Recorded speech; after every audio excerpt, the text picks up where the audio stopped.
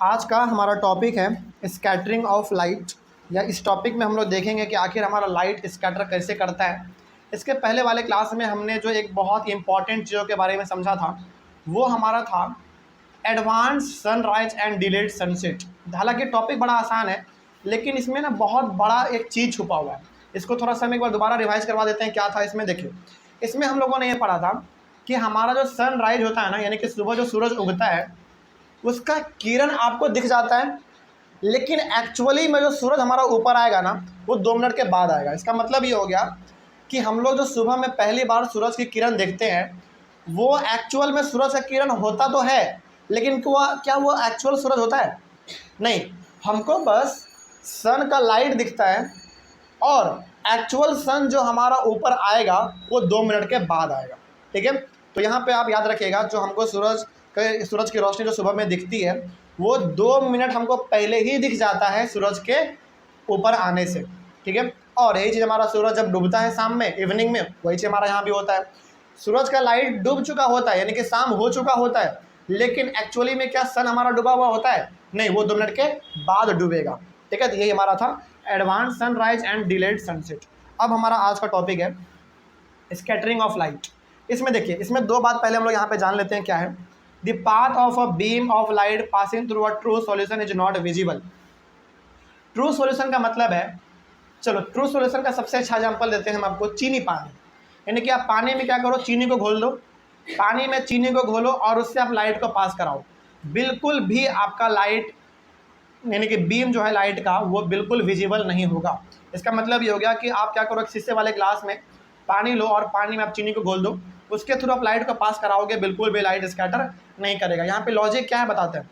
Logic यहाँ पे ये है कि सॉल्यूशन का पार्टिकल इतना छोटा होता है कि लाइट का पार्टिकल उससे टकराता नहीं है, बल्कि उसके ऊपर से होकर पास हो जाता है, इसीलिए हमारा लाइट स्कैटर यहाँ पे नहीं करता है। लेकिन यदि यहाँ पे एग्जाम्पल ले हम लोग आगे, the path of a beam of light passing through a colloidal solution is visible because of the size of particle is relatively large। लेकिन यहाँ पे हम लोग एग्जाम्पल है कोलाइडल सॉल्यूशन का। चलो कोलाइडल सॉल्यूशन का ना सबसे अच्छा एग्जाम्पल हम आपके सामने यहाँ पे लेते हैं सॉफ्ट सॉल्यूशन का। कोलाइडल का सबसे अच्छा एग्जाम्पल हमारा यहाँ पे है सॉफ्ट सॉल्यूशन। क्या है ये, जरा समझो यहाँ पे ध्यान से। सॉफ्ट सॉल्यूशन हमारा यानी कि आप पानी लो, पानी में आप साबुन को मिला दो, पानी में साबुन को मिला देने के बाद उसमें से आप लाइट को पास करवाओ, आप देखोगे कि पूरा ग्लास आपका चमक चुका है। ये कॉन्सेप्ट हमारे क्लास 9th का है। ठीक है, जिसमें हम लोग ये पढ़ते थे, होमोजेनियस मिक्सचर और हेट्रोजेनियस मिक्सचर पढ़ते थे। तो ये हमारा ट्रू सॉल्यूशन जो है ये हमारा होमोजेनियस का एग्जांपल है, और जो कोलाइडल सॉल्यूशन ये हमारा हेट्रोजीनियस मिक्सचर का एग्जांपल है। ठीक है, तो वही चीज़ यहाँ पे कहा गया था कि ट्रू सॉल्यूशन में कभी भी लाइट हमारा स्कैटर नहीं करता है, क्योंकि इसमें सोल्यूट का पार्टिकल बहुत ही छोटा होता है। इसका मतलब आप इसको सिंपल भाषा में ऐसे समझिए कि ट्रू सॉल्यूशन का मतलब चीनी पानी, चीनी पानी को घोल के उसमें से आप लाइट ट्रैवल करवाएंगे, बिल्कुल भी आपका लाइट विजिबल नहीं होगा। रीज़न क्या है? रीज़न ये है कि सॉल्यूशन का पार्टिकल इतना छोटा होता है कि लाइट का पार्टिकल उसके ऊपर से होके पास कर जाता है, वो टकराता नहीं है। उसी प्रकार से हमारा था इसमें कोलाइडल सॉल्यूशन। कोलाइडल सॉल्यूशन में हमने एग्जांपल दिया आपको सॉफ्ट सॉल्यूशन का, यानी कि पानी में आप साबुन को मिला दो, इसमें जो पार्टिकल हमारा है वो थोड़ा सा लाइट के पार्टिकल से बड़ा होता है। तो लाइट का पार्टिकल छोटा है और कोलाइडल सॉल्यूशन का पार्टिकल बड़ा है, तो जब लाइट का पार्टिकल इसे टकराएगा तो हमारा लाइट बिल्कुल विजिबल हो जाएगा। ठीक है, कोई डाउट इसमें? चलिए आगे बढ़ते हैं। फिर उसके बाद थोड़ा सा और आगे देखा जाए, हाँ ये हमारा हो गया because of the size of the particle is relatively larger, क्योंकि इसमें कोलाइडल सॉल्यूशन का पार्टिकल थोड़ा सा हमारा बड़ा होता है। उसके बाद हमारा टिंडल इफेक्ट, ये जरा देखा जाए क्या है टिंडल इफेक्ट। टिंडल इफेक्ट पहले होता क्या है? The phenomena of scattering of light by suspended particles present in a medium through which a beam of light is passing, and as a result of this the path of light beam becomes visible is known as Tyndall effect। Tyndall effect का simple सा मतलब है, जब हमारा, अच्छा देखो, हमारा जो इन्वायरमेंट है, इस इन्वायरमेंट में लगातार धूल, मिट्टी, स्मोक, डस्ट ये सब उड़ रहा है, इस पर जब लाइट पड़ता है ना तो हमारा बिल्कुल पाथ कैसा हो जाता है, विजुअल हो जाता है, यानी कि उसको हमको दिखने लगता है वो। इसका सबसे अच्छा एग्जाम्पल हम आपको बताते हैं क्या है। कभी आपने गौर किया होगा आपके घर में कोई एक छोटा सा कोना, खिड़की का कोना कोई भी, जब वो खाली रहता है, वो होल रहता है उसमें, तो उससे जब सनलाइट आ रहा होता है तो उसके रास्ते में पूरा धूल जैसा आपको कुछ उड़ता हुआ दिखता है। वो जो धूल उड़ रहा है ना, वो हमारा बेसिकली कोलाइडल पार्टिकल है, मतलब कि कोलाइडल पार्टिकल है, और उसमें हमारा लाइट कैसा होता है, बिल्कुल विजिबल होता है ना, हम लोग उस पाथ को देख पाते हैं। इसका मतलब ये हो गया कि वहाँ पे लाइट के पार्टिकल से कोलाइडल पार्टिकल का साइज थोड़ा सा बड़ा है, इसीलिए लाइट हमारा उससे टकरा रहा है और हमको पूरा का पूरा रास्ता विजुअल दिख जा रहा है विदाउट इसमें। आगे बढ़ते हैं फिर, उसके बाद थोड़ा सा और आगे देखा जाए। The earth atmosphere is a heterogeneous mixture of minute particles. Heterogeneous mixture है हमारा ये पूरा एटमॉस्फेयर, मतलब कि यहाँ पे कहीं पे डस्ट बहुत ज़्यादा है, कहीं पे डस्ट बहुत कम है, तो यहाँ पे हमारा बेसिकली कह सकते हैं कि लाइट हमारा स्कैटर करता है। क्यों करता है भाई? क्योंकि लाइट का पार्टिकल से डस्ट पार्टिकल का साइज थोड़ा सा बड़ा होता है, इसीलिए हमारा लाइट स्कैटर करता है। आगे, this particles include smog, tiny water droplets, suspended particles of dust and molecules of air. तो जो हमारे इन्वायरमेंट में धूल मिट्टी उड़ता रहता है वो बेसिकली हमारा स्मोक होता है, छोटे छोटे वाटर ड्रॉपलेट्स होते हैं, और डस्ट होता है, और बेसिकली एयर का मॉलिक्यूल भी होता है। तो ये हमारा इन्वायरमेंट में उड़ता रहता है, और इस पर जब हमारा लाइट पड़ता है तो बेसिकली हमको दिखना शुरू हो जाता है।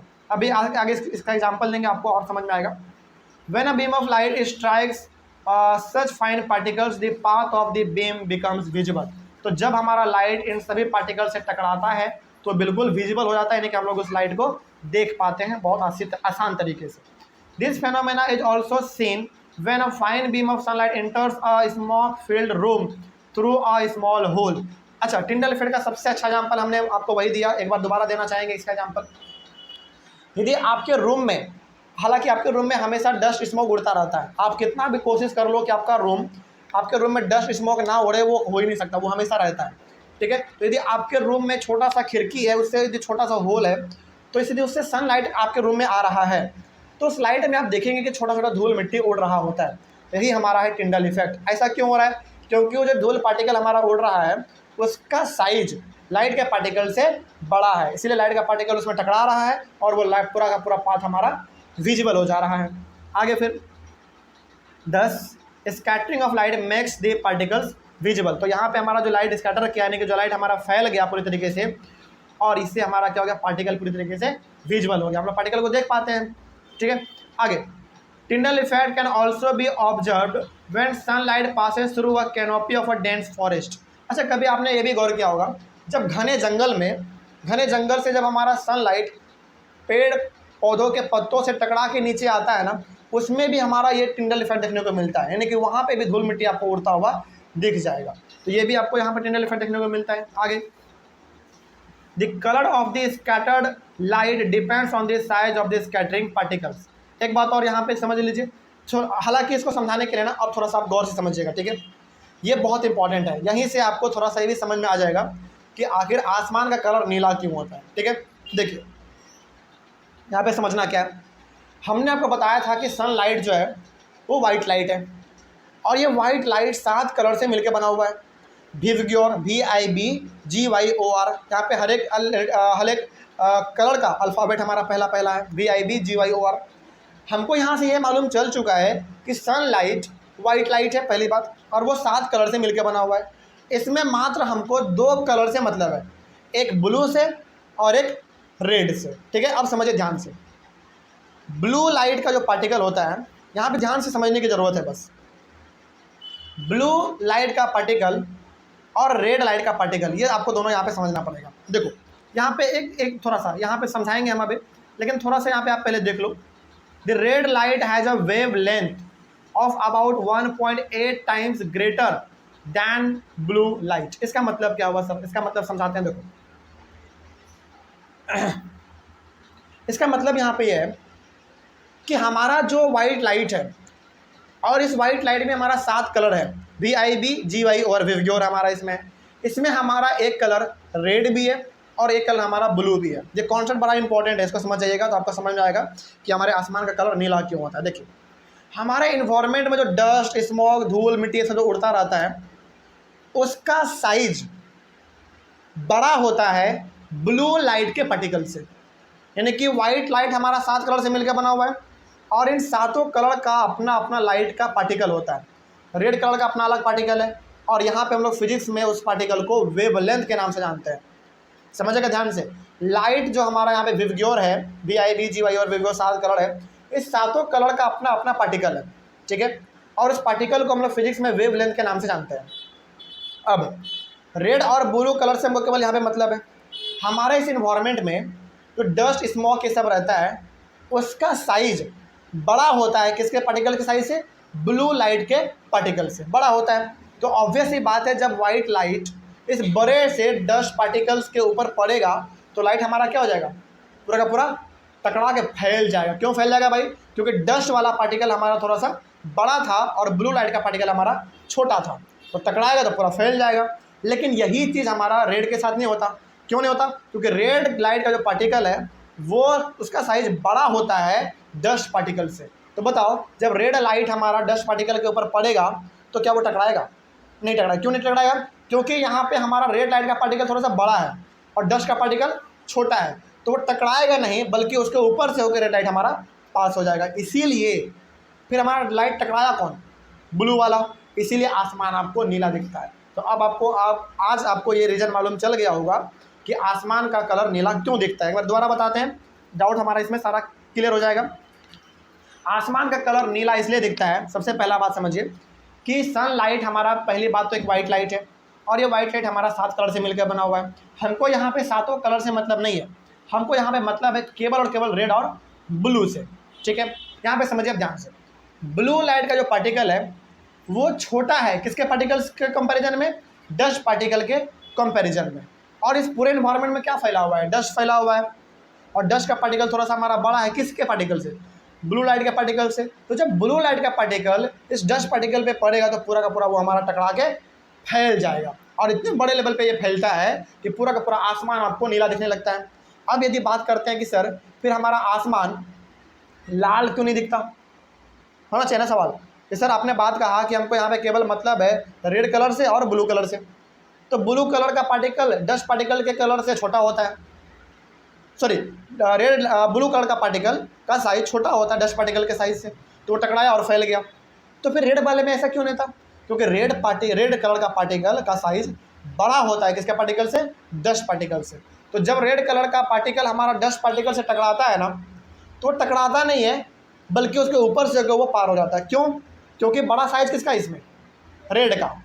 तो ये डस्ट पार्टिकल को वैल्यू भी नहीं देता, उसका भाव भी नहीं देता, उसके ऊपर से गुजर जाता है। इसीलिए आसमान हमको लाल नहीं बल्कि नीला दिखता है। अब बात समझ में आ गया? चलो, तो यहाँ पे आपको ये बात समझ में आ गया। तो वही बात यहाँ पे भी लिखा हुआ था, अब इसको आप पढ़ेंगे तो बिल्कुल आपको समझ में आ जाएगा। तो यहाँ पे आपको ये समझ में आ गया कि ब्लू कलर का वेवलेंथ छोटा होता है और रेड कलर का वेवलेंथ बड़ा होता है। वेवलेंथ का मतलब क्या? पार्टिकल का साइज, ठीक है। अब यहाँ पे वही चीज़ है फिर हमारा, why is the colour of the sky blue. तो स्काई का कलर हमारा ब्लू क्यों है? अब यहाँ पे आपको समझ में आ गया। क्या है एक बार दोबारा पढ़ के बता देते हैं।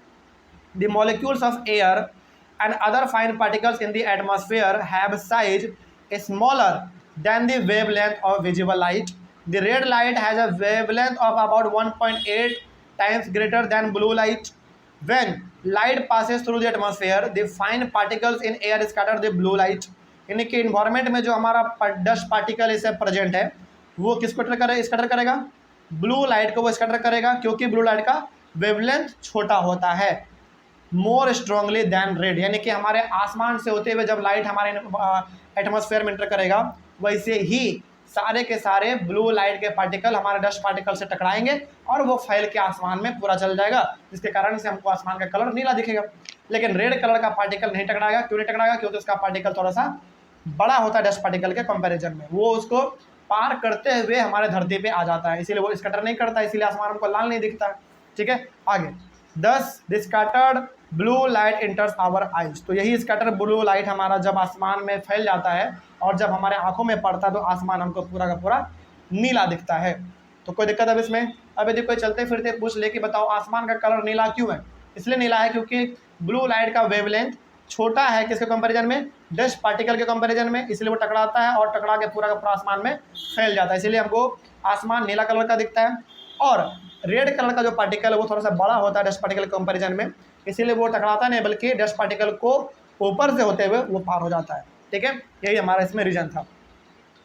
आगे, अब यहाँ पे सवाल है कि why danger signal lights, why danger signal lights are red in colour. तो आप बताइए अक्सर हमारा डेंजर सिग्नल जो होता है वो रेड कलर का क्यों होता है? अच्छा इसका एग्जांपल बताते हैं आपको। आप कभी जाड़े के समय में बाहर निकलना, ठीक है, बहुत कुआसा हो, घना कुआसा हो, फॉग हो पूरा, यानी कि आपको ना आपके 10 मीटर के दूरी का सामान भी आपको नहीं दिख रहा है। जाड़े में ऐसा होता है कई बार, आपको ना आपका मुश्किल से मुश्किल 50 मीटर की दूरी पे जो सामान रखा हुआ है वो भी आपको नहीं दिखता कभी कभी जाड़े में। उस समय पे आप मेन रोड में बाहर निकला, मेन रोड में बाहर निकलना, बेली रोड पे जाना, एकदम पटना के मेन रोड पे आप जाना, आप 1 किलोमीटर दूर से भी ट्रैफिक लाइट के रेड कलर को देखेंगे ना, दिख जाएगा, लेकिन येलो और ग्रीन नहीं दिखता है। इसके पीछे लॉजिक क्या है समझो यहाँ पे ध्यान से, बहुत इंपॉर्टेंट है। यानी कि मान लीजिए ट्रैफिक लाइट में 3 कलर मौजूद है, रेड, येलो और ग्रीन। आप 1 किलोमीटर दूर से इन तीनों लाइट को देख रहे हैं, इसमें से केवल आपको रेड लाइट ही दिखेगा, येलो और ग्रीन नहीं दिखेगा। इसके पीछे लॉजिक ये है कि येलो लाइट और ग्रीन लाइट का पार्टिकल छोटा होता है, इसीलिए वो फॉग से टकराएगा और फैल जाएगा। इसीलिए आपके आंखों तक येलो लाइट और ग्रीन लाइट नहीं आता है। क्यों नहीं आता है? क्योंकि आने से पहले ही वो फॉग से टकरा के पूरे आसमान में फैल चुका होता है। लेकिन रेड लाइट का पार्टिकल का साइज फॉग के पार्टिकल से बड़ा होता है, इसीलिए वो उससे टकराता भी है तो कोई फर्क नहीं पड़ता है और वो डायरेक्टली आपके आंखों तक आता है। अब बात समझ आया? क्यों? क्योंकि रेड लाइट का पार्टिकल का साइज फॉग के पार्टिकल से बड़ा होता है, इसीलिए वो फॉग के पार्टिकल के ऊपर से होते हुए गुजरते हुए आपके आंखों तक डायरेक्ट आता है। इसके कि यहाँ पे हम लोग ये भी कह सकते हैं कि रेड लाइट का पार्टिकल स्कैटर नहीं करता है, वो डायरेक्ट आपके आंखों तक आता है। इसीलिए हमेशा डेंजर का सिग्नल रेड होता है। क्यों? क्योंकि आदमी यदि 1 किलोमीटर 2 किलोमीटर दूर भी रहे ना, उसको रेड लाइट दिख जाए और वो अपने आप को पहचान ले। अब बात समझ में आया? तो जब हमारे साइंटिस्ट लोग पता कर रहे थे कि भाई डेंजर सिग्नल कौन से लाइट को दिया जाए, तो उन्होंने पता किया कि रेड लाइट का वेवलेंथ जो है, यानी कि उसके पार्टिकल का जो साइज होता है वो बड़ा होता है, ये स्कैटर कम करता है, इसीलिए इसी को दो। क्योंकि आदमी यदि बहुत दूर में भी रहेगा ना तो रेड लाइट उसको दिख जाएगा और वो अपने आप को सावधान कर लेगा। ठीक है, यदि ऐसा नहीं होता ना तो आज दुनिया में लाखों करोड़ों एक्सीडेंट हर दिन होता, खास करके जाड़े के समय में। बात समझ आ रही है? तो वही चीज़ इसमें था। तो रेड लाइट का पार्टिकल इन्वायरमेंट में प्रेजेंट डस्ट पार्टिकल से बड़ा होता है, इसीलिए वो स्कैटर नहीं करता है, बल्कि आपके आंखों तक डायरेक्ट आता है, बिना फैले आपके आंखों तक डायरेक्ट आता है। लेकिन ब्लू कलर का जो पार्टिकल होता है, ब्लू कलर का लाइट का पार्टिकल जो होता है वो थोड़ा सा छोटा होता है, इसीलिए वो पूरी तरीके से फैल जाता है, इसीलिए आसमान का कलर आपको नीला दिखता है। आपको डाउट इसमें? चलो, तो ये भी हमारा टॉपिक खत्म हुआ। अच्छा, एक टॉपिक इसमें और है लास्ट में, ध्यान से देखिएगा। Colour of the sun at sunrise and sunset. ये वाला टॉपिक ना इस बार सीबीएसई में हटा दिया गया है। तो जो नया वाला बुक होगा एनसीईआरटी का, उसमें टॉपिक दिया हुआ भी नहीं है। और यदि जिसके पास पुराना वाला एनसीईआरटी बुक है वो आप अपने बुक में ये वाला टॉपिक कट कर लीजिए, क्योंकि ये वाला आपके सिलेबस में नहीं है। इसको आप कट कर लीजिए, तो हम लोग इसको यहाँ पे नहीं पढ़ेंगे। यहाँ तक आपको डाउट इस चैप्टर को कंप्लीट समझा जाए? चलिए, तो ऑनलाइन वाले बच्चे आप लोगों को इसमें कोई भी डाउट रहा होगा तो आप लोग एक बार कमेंट कीजिएगा। और ये चैप्टर हमारा यहीं पे खत्म होता है। मिलेंगे हम लोग अपने अगले वाले चैप्टर में एक नए चैप्टर के साथ और एक नई शुरुआत के साथ। तब तक के लिए thank you very much and have a nice day.